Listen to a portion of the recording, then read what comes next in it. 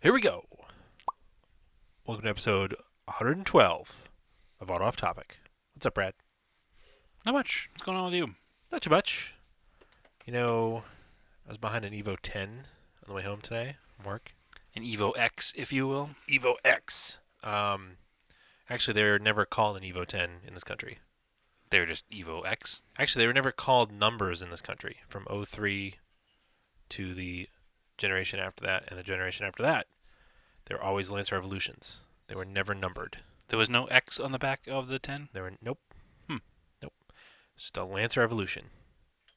Just for whatever reason, it was licensing. They never numbered the cars in the U.S. That's weird. I've Yep. owned one Fun and I forget that. fact. I feel like my car, like I referred to so often as an Evo 8, that it was really said Evolution 8 on the back, but I guess not. Nope. People would add it, but it was never sold here as an Evo 8, an Evo 9, or an Evo 10. I'll have to go back and look at pictures of my car. I mean, I assume you're right. I just never thought of it because it was just such a normal thing to name them by generation. But anyway, I think it was an '08. It looked like it from the side skirts. It had aftermarket taillights. I couldn't tell, but it had exhaust on it.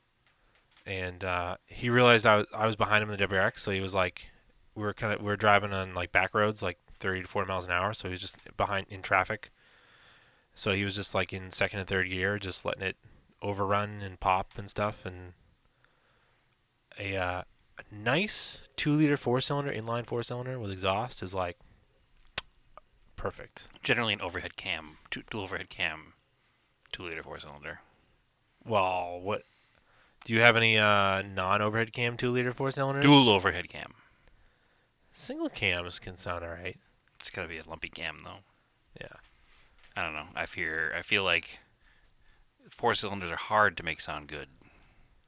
No, a 2-liter four-cylinder, especially with a turbo on it. The turbo quiets it down. Yeah, they sound real good. I mean, It's gotta be the right. It's gotta be the right engine. They don't all sound good. well, I mean, think of a lot of straight piped 4-cylinders that I've heard in my lifetime, and they sound terrible. this was not straight pipe. Yeah, but so. some do sound good, really loud. Yeah, I don't know. It's probably just the architecture of the Mitsubishi 2-liter. That's what I mean. It's got to be the right engine. Like, I can think of a lot of But cars that just sound awful. a 4B11 sounds nearly identical to a 4G63. It does.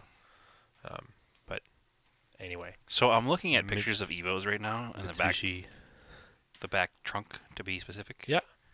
And yeah, they all just say Evolution. Yeah, for USDM And models. I forgot how terrible the Evolution badge was on the Evo 8. It was a huge, long script, like 2 feet long across the whole trunk. It Was wasn't. It not? That was people added. That was on the Evo 9s. Oh. And they added them on the 8s. It was a little chrome emblem in the bottom left corner. It was like a cursive script.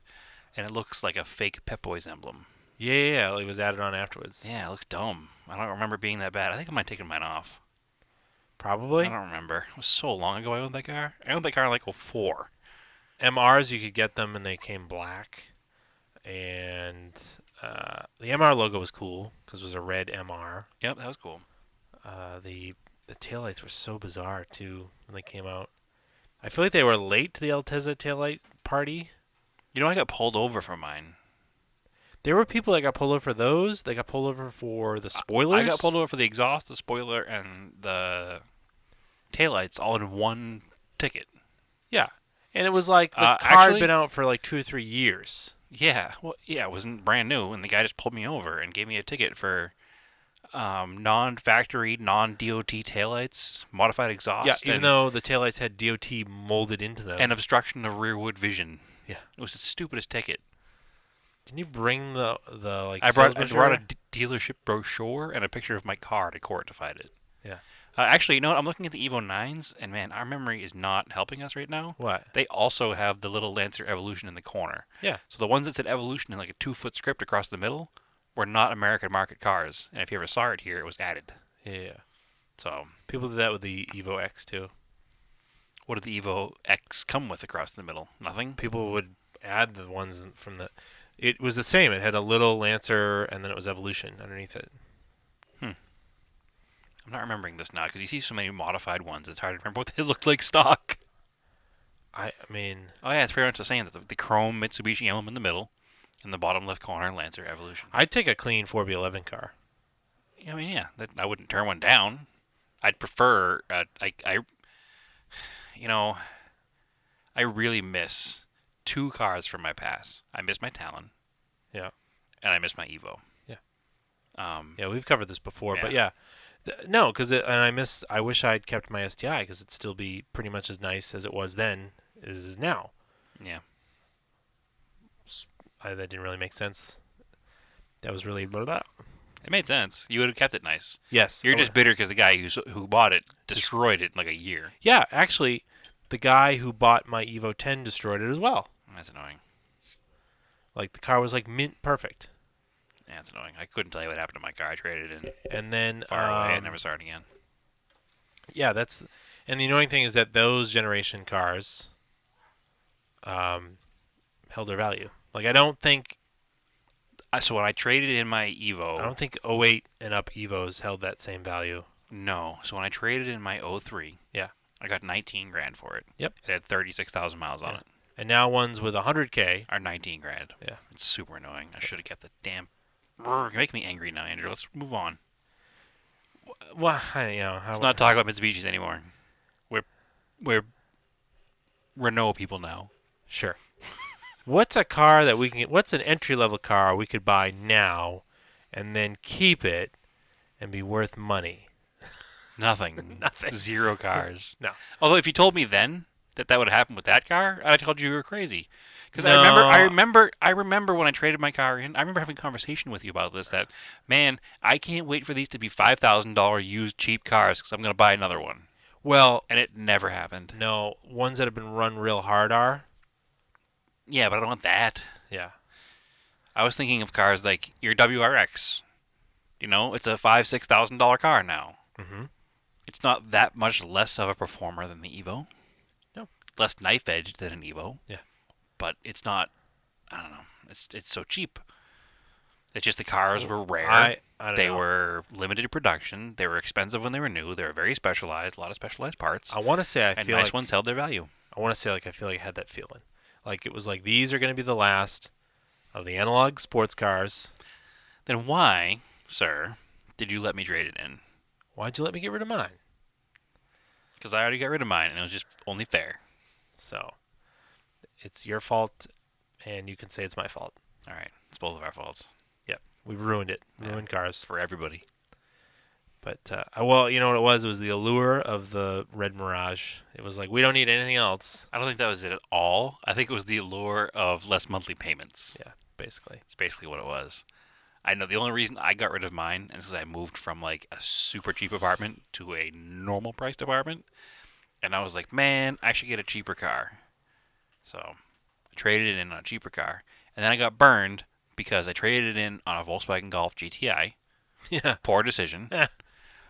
The car payment was cheaper, but it was offset because the car was a two-door and it was a GTI. My insurance rate was a ton more. So it evened out in the end, and I didn't have the Evo anymore. And then those cars aren't worth anything. Well, thankfully, I got out of that one pretty quickly, so Yeah. I didn't lose any money. But yeah, those cars are like free now. Yeah. I was laughing about that at work today, actually, because we had one come in and it was totaled at $3,000. And I remember like, man, mine cost like 18 grand. They were nice when they were new. Yeah, it was a nice car. I remember driving it for a little while. It was Yeah, a fun car. Yeah. You drove it for a while when I lost my license. Aww. Not only did I have a car payment and a higher insurance, and then I had no license. Mm-hmm. Man, '05 was tough. '04, '05, '06, whatever, Yeah. somewhere in that range. I don't remember specifically when I lost my license, but it wasn't pretty. No. But whatever. Thanks to Massachusetts and their 3 moving violations or 5 moving violations in 5 years. Is that what it was? I don't remember. I don't know. Whatever. They're all stupid too. I remember I was driving it because I couldn't. no, you let me borrow it because my SI Oh, got rear-ended. I got rear-ended and pushed in the car in front of me, Yeah. and then it had a little damage from my mom backed into it. Yep. He painted the whole car over. Yeah, they basically painted the entire car.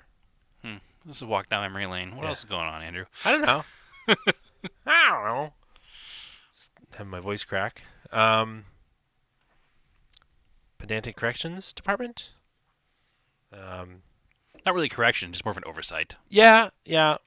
So my dad helped a bunch with the Sapporo too. We just kind of glossed over that bit, but we always appreciate his knowledge and help. If it wasn't for your dad um, and his mechanical knowledge, I don't think we'd be where we are today as far as working on cars. For sure. Yeah, I mean, he explained multiple times to me how that transmission worked. Hmm. I sort of understand it. The way a torque converter works. I get it. Yeah. It's still magic. I don't want to accept it. Yeah, because it's still magic. Yeah, it's just kind of it's weird. It's just a weird thing. We don't want to understand how they work because we don't have to own them. It's We don't, basically I the don't issue. want to have to own them, Yeah. but there are certain vehicles that just only came with them, and I like those vehicles despite the terrible transmission. There aren't that many, though. Auto tragedy. There aren't that many. Name one car that only came with an automatic that you still desire to own. My Montero, Those came manual, didn't they? not in that trim level. Hmm. So, yeah. Okay, fine. But I mean, that's that. I don't know. I don't know. Anyway, thanks Tony Pascarella for being the guy you've been and helping us learn how to fix cars. Um, It's really helped a lot, and it's really helped us continue to drive old crap cans in a world of boring computer cars. mm. Oh, what are you drinking for beer? I hate to admit this. I'm drinking a collaboration beer. I bought it because I went to the liquor store to buy one of our favorites, Bentwaters Boris, but they had sold out of it, and they had this Harpoon beer, which is a Harpoon Dunkin' Donuts collaboration. So it's a Harpoon Dunkin' Coffee Porter. And I'm not going to lie, it's not terrible. It's pretty good, actually. It's Harpoon, Dunkin', Porter. Yeah. No, it's not terrible. I don't like to admit that I'm enjoying it, but I bought it with the hopes that it'll be good. Harpoon's not bad. No, but everything Dunkin' is usually bad. I expected a burnt coffee tasting beer, but no, it's actually pretty delicious. Andrew's not trying a sip, and he will confirm. It's pretty drinkable. No, that's a good beer.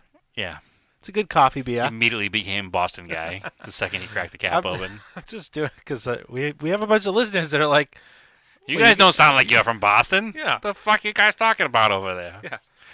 yeah, But- go Sox. Oh yeah, speaking of which, they're playing right now. Do it in five. Five kid. Okay, this episode is off the rails. Project car updates. Have you been working on anything, Andrew? I've only been working on the daily driver Subaru. That's the, okay The daily driven project Subaru. because it's more than I've been working on. Yeah. So I don't think I mentioned this before. So I noticed recently that the passenger side front wheel. Because I also haven't washed the car in like 2 months, because just I've been dealing with the Talon and the Gallant and like. Talon, Gallant, Sapporo, And when the Talon and Gallant get dirty, I'm like, oh, I want to wash those cars because I really care Yep. about those cars. So, so I'm looking at the front wheel, and I do like 100 miles a day, and the right side front wheel, it's like way darker with brake dust than the driver's side wheel. I was like, that's a little weird. And then one day, because I'm in stop and go traffic and I had to panic stop, the car pulled hard to the right. I was like, all right, that sort of makes sense. So yeah, it turns out the right front caliper was doing the majority of the work, and the driver's side caliper was kind of seized up or starting to seize up. okay, so that's why the right side was dirtier. It wasn't like seized closed; it was just doing work, and the left side wasn't doing anything. Yeah, Okay, yeah, opposite of the way the rear Gallant brakes were. yeah, opposite of what I thought was happening too. Yeah.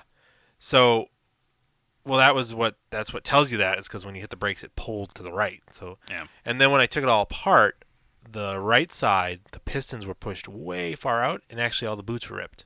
Hmm. And the Because he had burned through a lot of pad. probably because they got hotter than the other side. Okay, that makes sense too. And yeah, it did. The pads were like 2 millimeters thinner than the opposite side, so it was doing some work on the driver's side, but not Or it just all of hadn't it. been stuck for long. Yeah, it was getting to the point where it would eventually lock up, and you could tell that the the passenger side had been replaced at some point before, and I'm not sure if the driver's side was. Okay. It was way rustier, But we had my work sells the brakes, and we recently started carrying brand new calipers for it. So that stuff needed videos and some product testing. So I threw those on there and drove it home. And the brakes are pretty I sweet. was gonna say, did you test the brakes? Did they work? Yeah, they're drilled and slotted Oh, fancy. with ceramic pads, so hopefully What is they're it? less dust. 2003 here. I don't know, they're pretty cool. I threw the same one, not the same exact rotors, but the same design on the Talon, and I Mm-hmm. really liked them. Okay. So So you're saying they stopped the car? they do, Excellent. and no pulsation, and they look pretty good. So They do look pretty aggressive, actually. I didn't hate the look of them. no. I've always judged people for running like cross-drilled and slotted rotors. Well, the other thing too, they come with a zinc coating to prevent corrosion on the hat. Okay, so it'll look better as well. Yeah, so they're pretty cool. All I right. I definitely I'd put them on other cars. I wouldn't hesitate about it. I mean, you've had them for like 2 days now, so Well, we drove to Atlanta. We drove to Philly. when the Talon The ones, that's right Talon. too. Yep. The Talon I used HPS pads and these rotors because I wanted a more aggressive pad than what's offered. Mm-hmm. But they did not make any noise with those pads, so that's good. So they do work with other Didn't make a pads. ton of dust either. HPS pads don't make a ton of dust until you really start working them, and then they'll start to make a lot of dust. But if you're just using them, Well, I know you drove all the way to Philadelphia on the car and didn't wash it and went right to the car show with it and it looked clean. So, yeah. Well, I also threw ceramic pads in the back of it too, mm-hmm. and the same ceramic pads are now in the back of the Galant Okay. because the white wheels. I forget what pads are in the front of the Galant. But anyway, somebody Yeah, no, but regardless, they stayed clean, which is what I noticed. done Because I went to the car wash when we got to Yeah. Philadelphia and you didn't have to. did a lot of brakes lately, so hopefully everything's all set for now. Oh, we have to do brakes in Sapporo still too, but it'll probably be next spring. So, at this At point, this point, yeah, just yeah, put it away doesn't matter. and just gather all the parts, and then as soon as it's warm outside, you can do them. We'll do them again. And yeah, it's probably time to change all the brake fluid in that thing, anyways. Oh, I'm sure it is. And we already did the brakes in my daily truck, and we've already did a pad slap at least in the Raider, which is the vehicle to drive in the wintertime. So, actually, it's all new brakes in the back of the Raider. We did Oh yeah, drums, shoes, lines, everything. And it's all new lines in the front and a pad slap. So, yeah, I think we're done with brakes for a while. yeah, I hope so. I've not touched them in the Montero, but when I checked the lining good when we thickness, had they them were apart, good. yeah. So We do have to do brakes on a friend's car still, though. A certain Hyundai that I talked about before. oh, Yeah, okay. I keep forgetting about it. Oh yeah, you got to tell me about that during the day and get your stuff. Yeah, I keep forgetting about it because they're not reminding me of it. So during the day, I don't think to Mm-hmm. get brakes for the Sunday. Mhm. So whatever. All right. Anyway. Oh, take a Oh, drink. okay, I got a drink. Mm. All right. Regardless. So I think that kind of. Oh, and I've been completely procrastinating and ignoring the rear strut because it's super annoying. And when I had it up in the lift, like I can push the wheel up and down with like almost no resistance. It's Oh, just that's on not the good. spring. That's It's not good. it's completely covered in oil, and yeah, it rattles real bad over bumps. You're gonna wind up ruining that tire. I am gonna wind up ruining that tire, so I gotta do Yeah, it so like you gotta next do week. It. Yep. So you should It's drive just the super Montero for annoying. the rest of the week. Yeah, I probably will because my foot's bothering me, but because I'm old. So old. Anyway, No other project car updates, events. There was a Cars and Coffee this past weekend. barely. It was very small. It did rain right before the show started. It wound up being dry during the whole event, however. There were probably between 30 and 40 cars there, so it was a decent little turnout. Nothing of super interest. It was a lot of more normal vehicles. Uh-huh. Our friend Charles, who we met at Radwood with the MR2, was there. Oh, cool. Yep. Oh, now I'm bummed. He wasn't chickened there out. in his MR2. He was there in his Jaguar XKR. I chickened out because I walked out of my house. Here's the weather podcast. It was 40 degrees and raining, and I was like, I just don't want to stand outside. Well, it wasn't raining there, so it wasn't bad. It was like the first day it was really cold was that Sunday, Hmm. and I was so angry about how cold it was and how wet and rainy it Well, was. it wasn't wet and rainy up there, so it was fine. But my father did drive up from. Whoa! Yeah, he was there. It's because you Um, called him out. no, stop. He loves going to events. He loves He doing does. car What do you events. drive? He drove his Miata because when he left Salem, it was raining. So he had the Miata and he drove it up there, and he said that it was raining like the whole way out of Salem, PVD, up the beginning of the highway, and then as he got almost there, it cleared up. Yeah. So it was never raining from my house up. So somewhere down here is where the rain He does stopped. have good taste in summer daily. So. Yeah, he's got a British Racing Green Miata, which is pretty nice. Which actually he just bought a hardtop for. Whoa. Yeah, A fancy. BRG hot top or Yep. like a red one? No BRG one. Do you want to know how much you bought a hardtop for? So I what's don't a even. hardtop on a Miata worth right now? I About don't eight even. hundred bucks. I don't. Probably 800 to 1,000, Yeah, okay. and How then much was his hardtop? $200. Half of that. What? Yeah, he scored $100 hardtop for his Miata. You know why? Because people that have them that don't have the car anymore are like, "This Just is want it gone. annoying. Get Yeah. this out of here." So not only did he score $100 hardtop for his Miata, it was delivered to him. I mean, The most I ridiculous don't want to blow story. up his spot, but I know that Miata was a good deal too. Yeah, he got a So great deal in the car and not a top, so it's definitely cool get for him. So I mean, he was driving an RX-7 convertible daily in the summertime, anyways. It's not like he needed another summertime daily, but I think he felt like he was putting too many miles on the RX-7 and he wanted something else. So your dad's got car luck too, because so many people know him and so many people know he's into cars. They're just like, "Hey, there's this random cheap car that yeah, you might be interested in," yep, and they just tell him about it. So it happens. That's why I've got a lot of cars too. yeah. It is what it is. But yeah, no, I'm very jealous of his Miata purchase and the top purchase now as well. I would love to have that car and just daily it. But anyway, so he drove up to the show. He said it was raining most of the way up, but cleared up the closer he got there. And he stayed pretty much the whole time, which was awesome. Our friend Jordan was there with his Datsun pickup. Like I said, Charles was there in a Jaguar XKR, XJR. Is that a new one? It's a newer one, fancy V8 supercharged. Oh, one Like of those like new ones. not a new, like a early 2000s. Oh, okay, Yeah, okay. really cool looking car. But I also learned that the MR2 that he had at Radwood was 2ZZ swapped. Oh, the Lotus engine. So Toyota engine out of a Celica GTS, but it is the same engine Yeah, they yeah, use in the yeah, Lotus. yeah. So basically, that engine in a first gen MR2 makes for like a budget Lotus Elise. That must be really fast. Yeah, I was shocked to learn that it had that in it. I was like, oh, that is amazing. So anyway, I've always wanted to drive an MR2. hmm they're cool Interested cars. in- They're like they're Miatas that rotate a little more. Remember that blue one that was in our neighborhood? I think it was a supercharged one.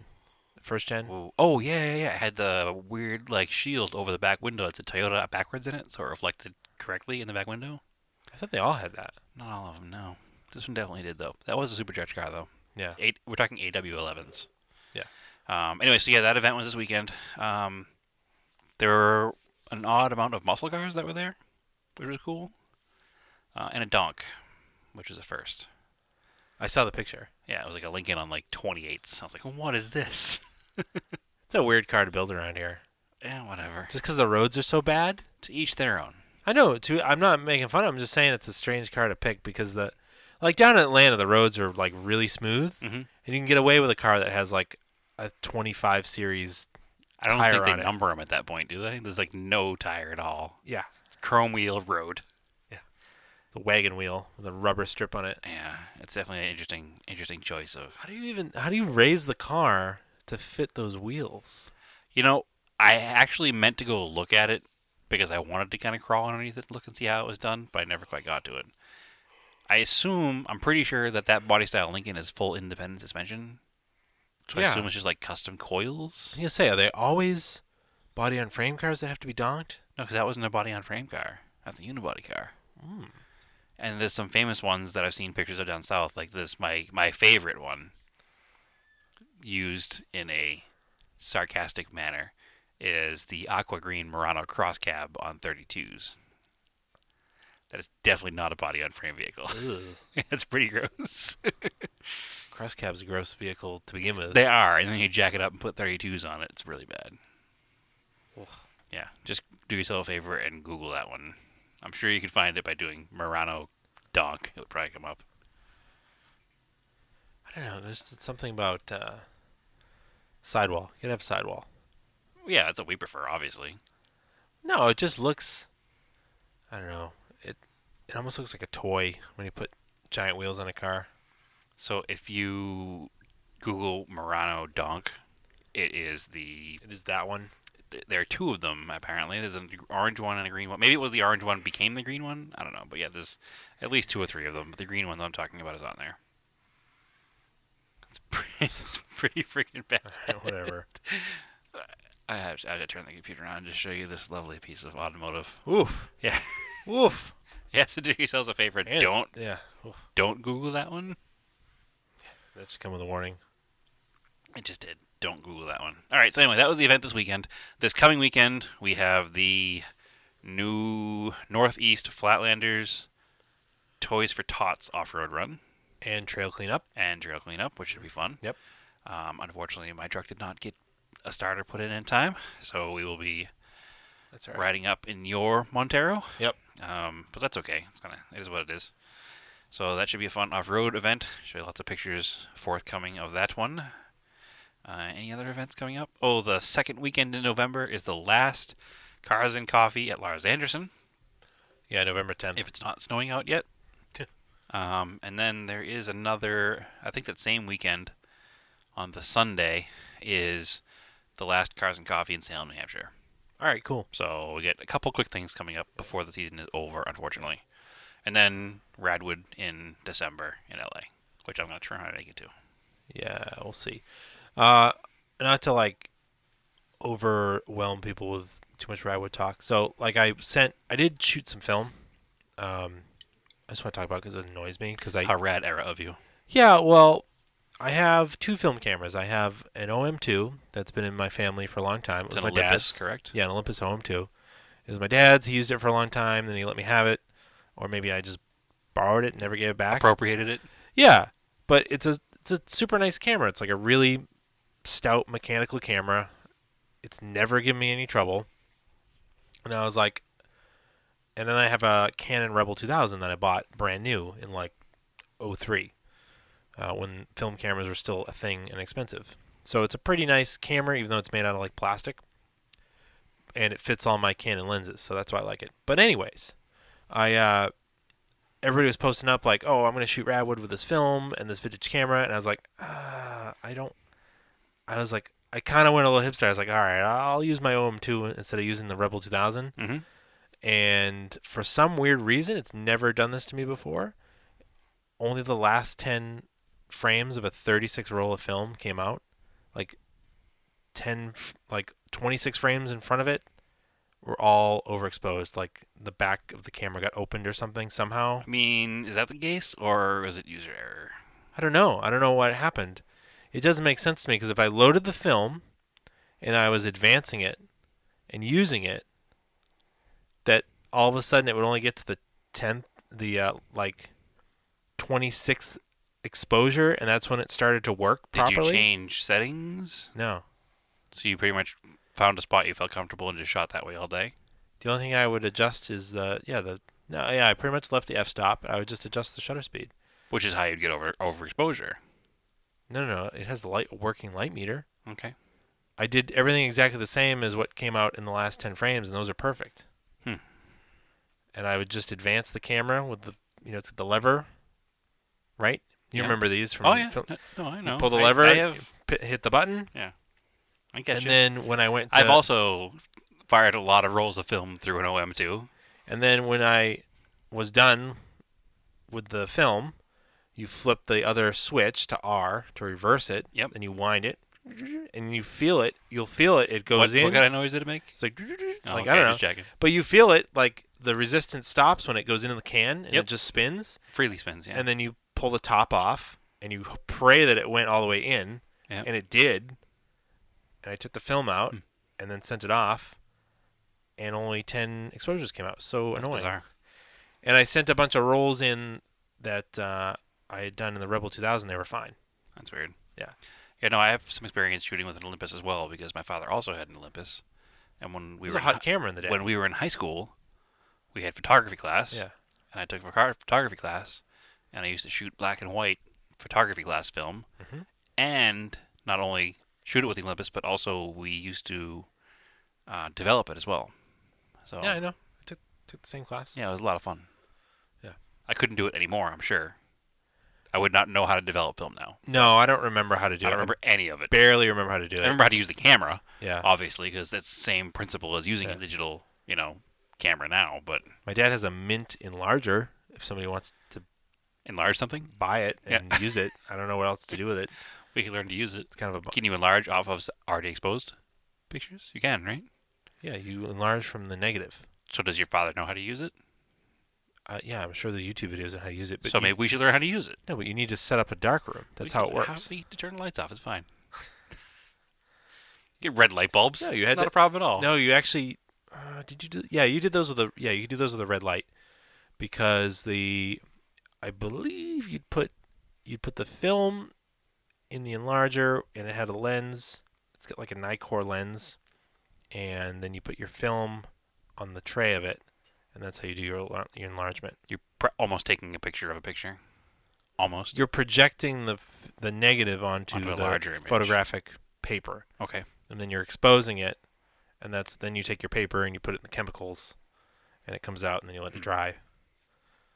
I kind of remember how to do it. I wonder if there's a place where we can use a dark room still and develop. There film. probably is. There's probably That'd like be kind of cool to do again. yeah. I remember the hardest part was getting it out of the can.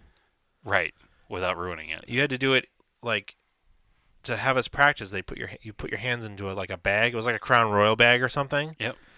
I can't think of anything that was like a small felt bag. Oh, I think that's what it was actually. Yeah, and you'd pop it with a can opener, Hmm. and you'd take it out, and then you had to put it. Well, this is to practice. So you had it because you do it in the full darkness of the dark room. Right. So you couldn't see anything. So to practice, you'd put your hands in the bag, and they'd have a mock piece of film and the plastic roll that it goes on, and you like would put it in, and then like swish your hands back and forth, like, and it would wrap it onto that plastic thing. I do like all these sound effects you're making tonight. Well, yeah, It's quite good.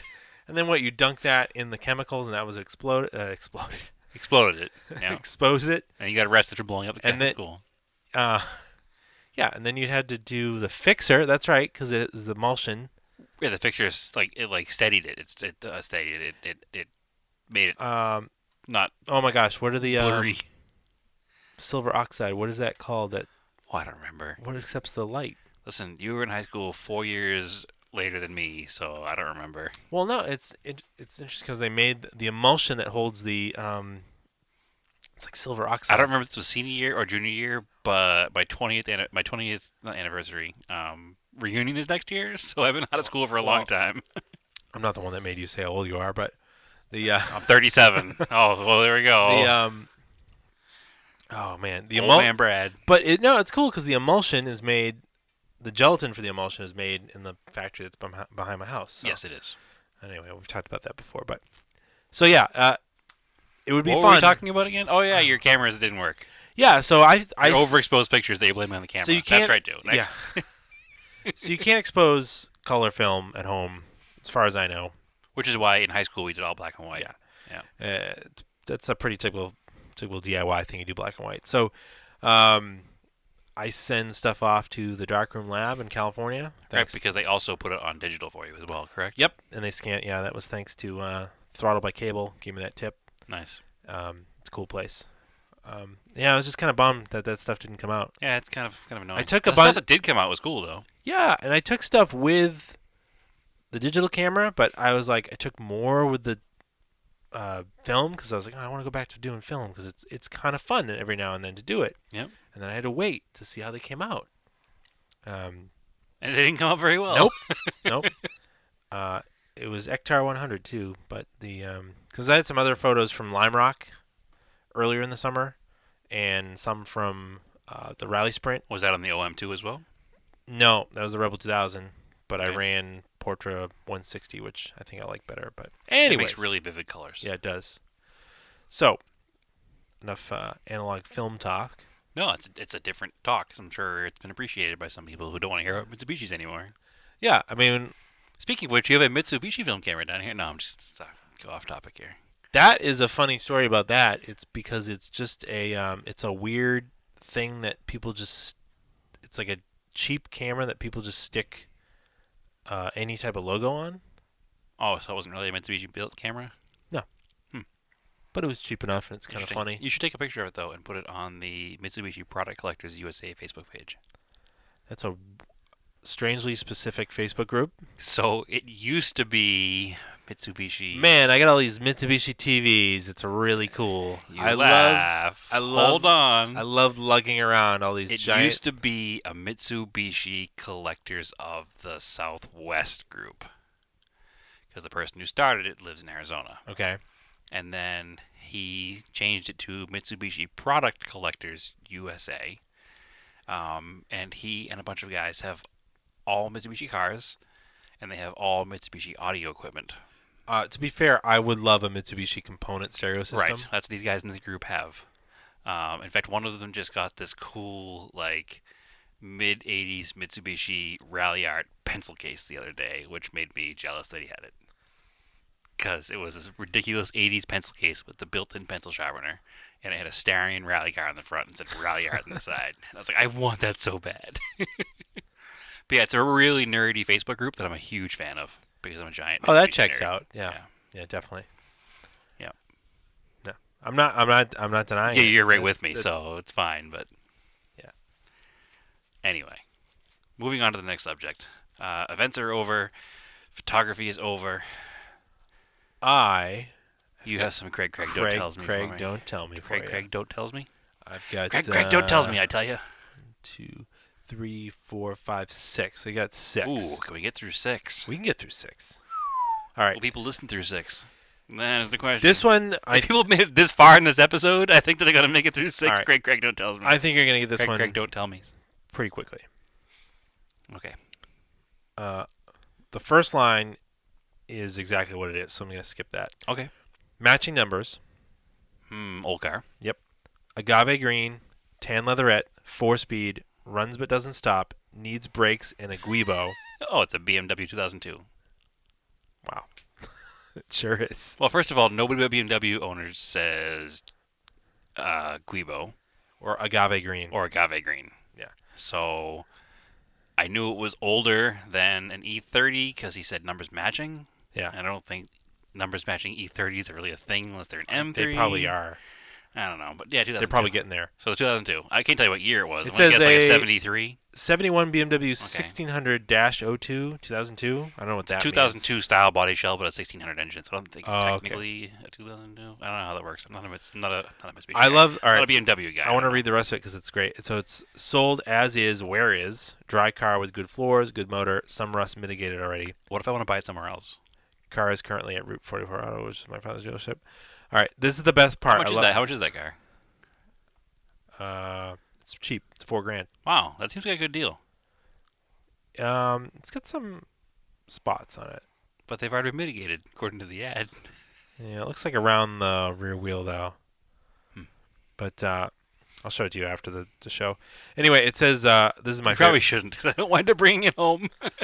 I would love to mess with an old 2002 or an early 3 Series. Like a 320? Yeah. E21? Yeah, I would definitely. Yeah, those are nice. I know guys got a couple I would of those. definitely like to play with an older German car just to experience it Well, get an NSU you can and play around with. hate myself. No, I want a like an actual car I can drive. You can drive the NSU. It runs and drives. Like drive like a normal car. Oh, well. Anyway, I daily that thing for a while. Go ahead. the last part is my favorite. It says, "No trades. I don't want to hear about BMW history or your car."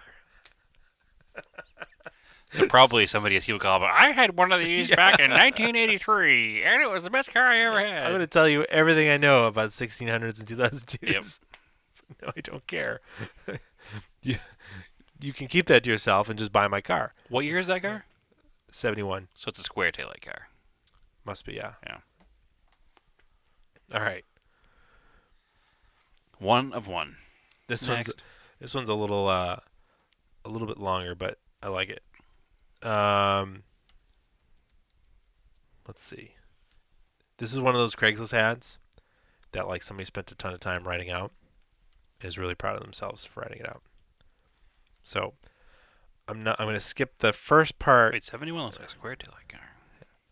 Anyway, all right. Wait around to the car. I mean, So this is kind of going to give it away. So diesels have a rightfully earned enthusiastic following, not because they're pretty or fast or particularly exciting to drive, but because they're awesome, last forever, and make oh, great not because they're good in any way. They're just awesome. yeah, last forever, make great veggie oil conversions, have the smoothest ride, lots of room for carrying people and stuff, and are chock full of the kind of reliability and character that only Germanic engineering can deliver. All right, so now we're German. You gave it away right there. It's Yep. either a Benz or a Volkswagen.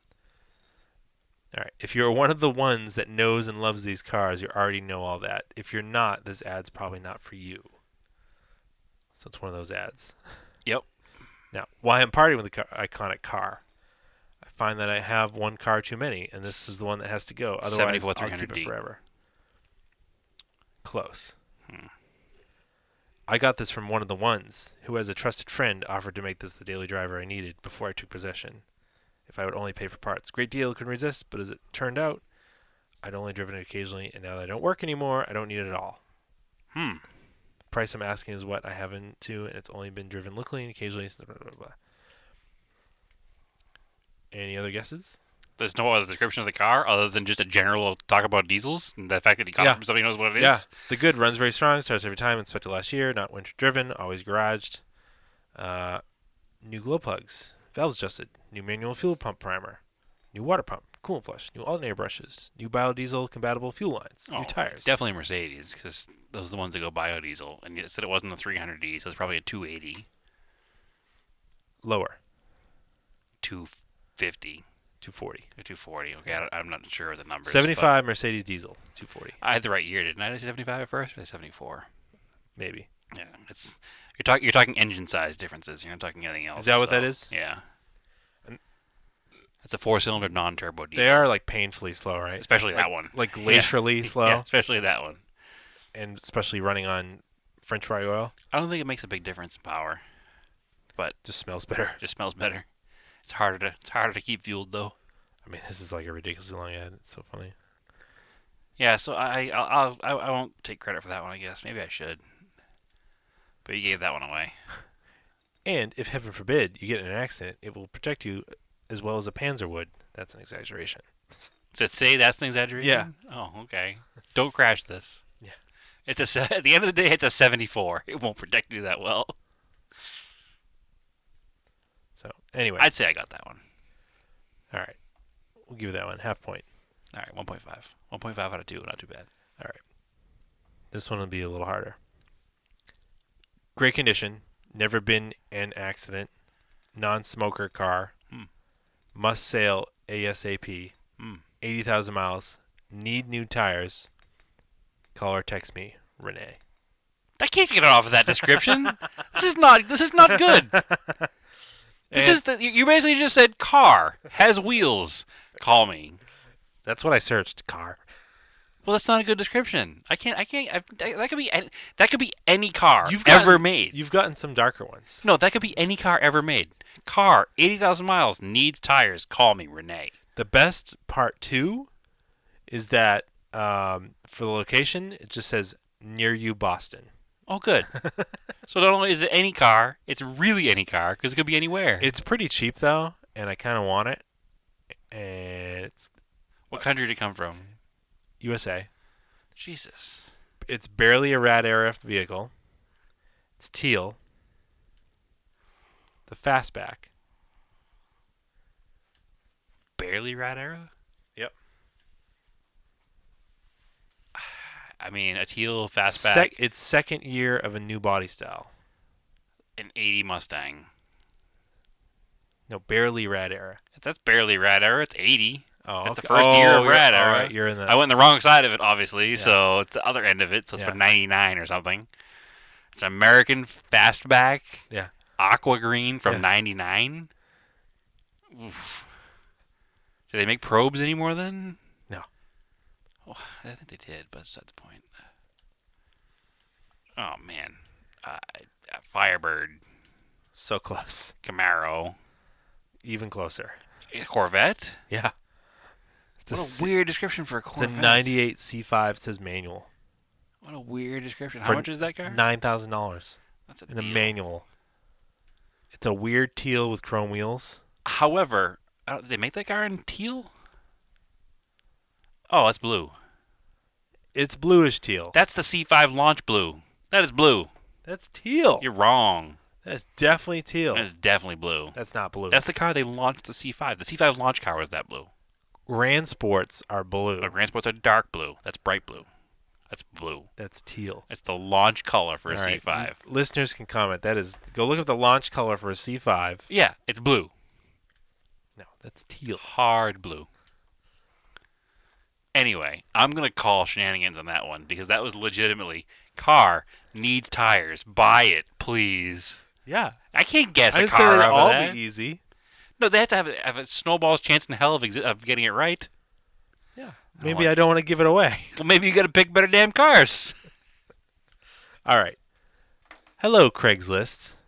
Here, I have an unfinished project that I'm willing to trade for pretty much anything at all. Oh, this guy is super creepy. It's got to be a windowless van. This is a blank with clean mass title. We might know this car. I am professional full-time mechanic, Good. not a driveway warrior.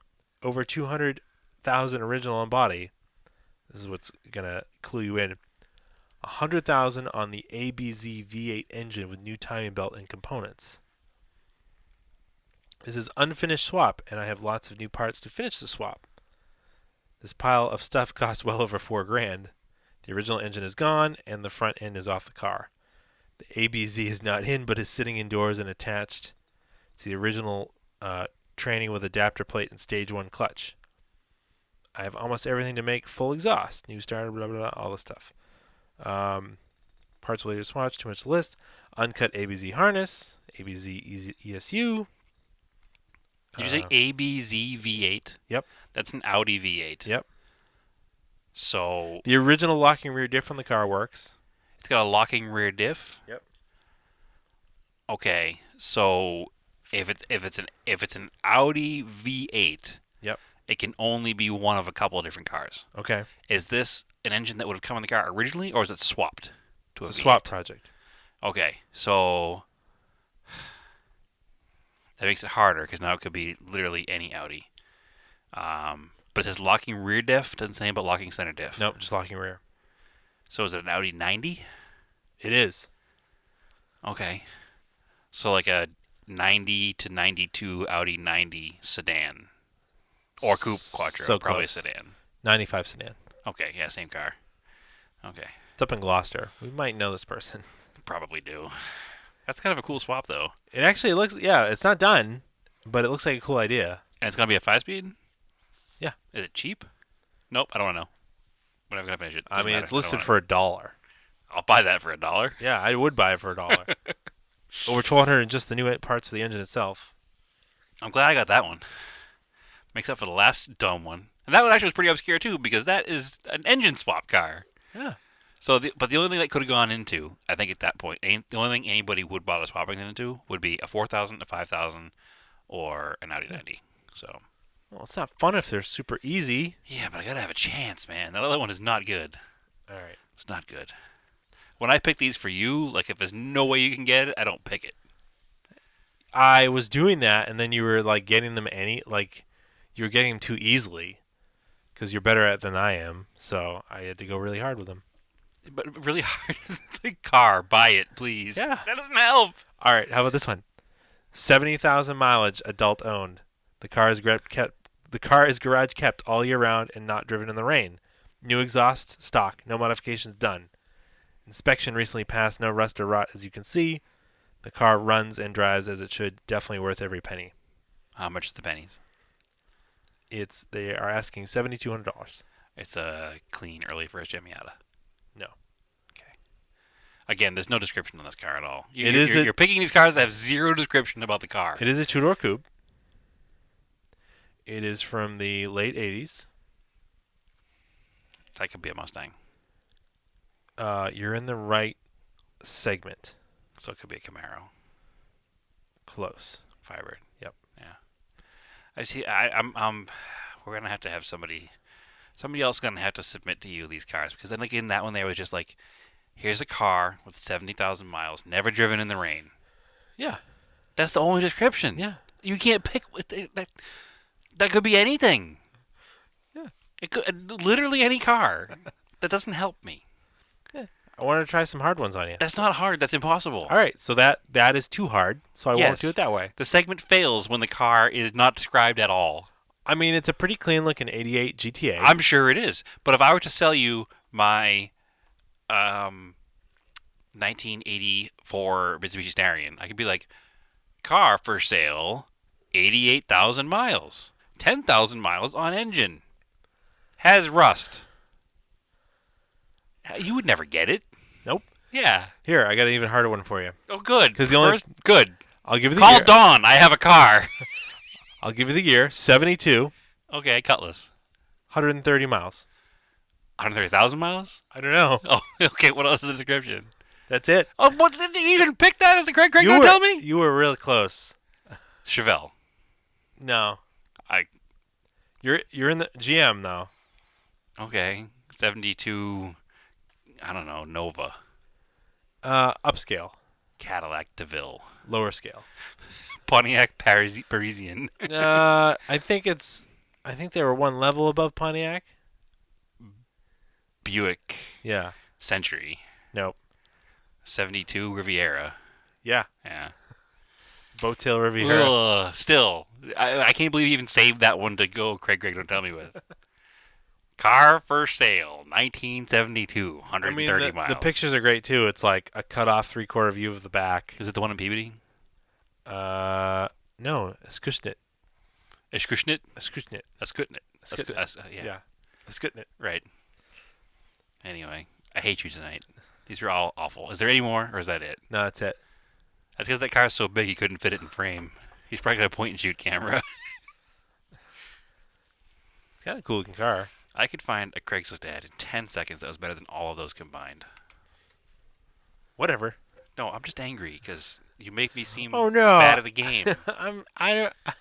I'm upset because I didn't get cars right because I know everything there is about No, identifying because you cars. didn't give me enough information. Because I had to make it harder. You were getting it too easily. Yeah, but there's a middle ground. All right. Well, I found the upper limit of difficulty, and now I'll dial it back. Yeah, it's not a big Okay, deal. like this one here would be a good one. Ready? All right, I'm give gonna it to read me. you one. Give it All to right, me. ready? Korean War vehicle, fully restored, 24 bolt, non-operational 30 caliber machine gun, all new interior. So it's like a 3/4 ton truck. No, It's I don't know, a half track. no, It's not a Jeep. Yes, yeah, it's a 52 Willys. All right. Willis. But see, now there was more. See the information that came along with that one?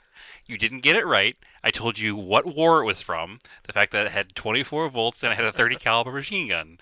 Now, you knew it wasn't going to be an 84 Camaro because it had a 30 caliber machine gun and it was from the Korean War. I don't know, you were getting them way too easily. That's all I'm saying. Before.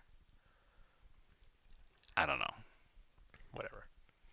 I'm just angry because I guess so. So wrong. I realize you get so salty over it. I think what you need to do is you need to pick cars that have good descriptions but are obscure. Yeah. Like that would be a better way to go about it because a good description is necessary to get anything. I'm gonna have to go nationwide in my search. You can go nationwide. I just typed Willys in just to see what there was. See, originally I did the upper year range as 1950 because I wanted to get really old stuff, Yep. and nothing older than like 1980 is for sale right now, or the 70s is for sale right now locally. Yeah, well, I guess Just it's 'cause here in it's time of Bellingham, year. Mass. 31 Willys. Oh, weird. 31 Willys Victoria. Like something like that is really neat. And would be a hard one to get because it's super obscure and like I don't know, it looks like a Model A, but it's a Willys. Oh, well, you should have just done that one with me.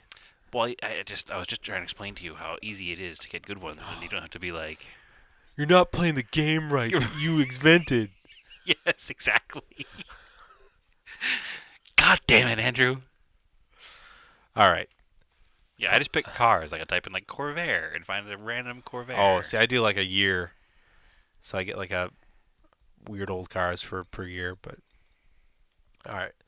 Regardless, if there's listener submitted ones, send them to us individually, please, yeah, uh, don't send them to the main. because we can both see the main Yes. mailboxes for Off Topic. Yes. So Send them to us individually. All right, I'm gonna do one more for you. All right. All right, ready? One restorable six door Suburban? six door window van in solid condition for North Carolina. No body filler that I can find. This is a VW van? Title and odometer say 12,000 original miles. Some conditions substantiate this. Others do not. Ford Econoline van? Nope. Automatic, no motor. Also, 61 parts vehicle, rough and rusty but complete with two engines. Corvair van? Yes. See, I even gave it away by saying Corvair ahead of time. But the parts van says the engine in the parts van ran when parked, and there's another rebuilt engine fresh inside the van. Pictures coming soon. Oh, well, they had to describe it because they didn't put pictures of it. Right, but nonetheless, those pictures of the van. Pictures of the second van are coming soon. The first van has pictures. And honestly, for $4,000, I'd buy the shit out of that van. Yeah, you would. Yeah. You would. And you would ride in the Corvair van, no problem at all. All right. Anyway, that's how it should be played. Okay. All right. Notes taken. Yeah, they should be taken. All right. All right. As always, follow us on Facebook, Auto Off Topic Podcast. Follow us on Instagram, Auto Off Topic. Or after listening to this episode, don't ever follow us again. No, you should definitely always follow us. I know, I'm kidding. You can follow me on Instagram, Race and Anger. And where can they find Brad? They can find me at TSISS350 All right. on Instagram. Please send Andrew good Craig don't tell me ads because he can't find them on his own. Brad's not good enough to get the hard ones. It's not Like psychic enough. Actually, we should leave that up to the listeners. What was the problem with today's Craig don't tell me? Was it Andrew's poor choices or Brad's poor guesses? I bet some people got them. Ain't no way in hell unless it was a total random guess. Like the guy playing Trivial Pursuit that guesses orangutan for every answer, and eventually he gets the right answer. You can scream into your ham radios to tell us. Yeah. Anyway, All right. As always, end this train wreck. keep cars analog and aim for the roses.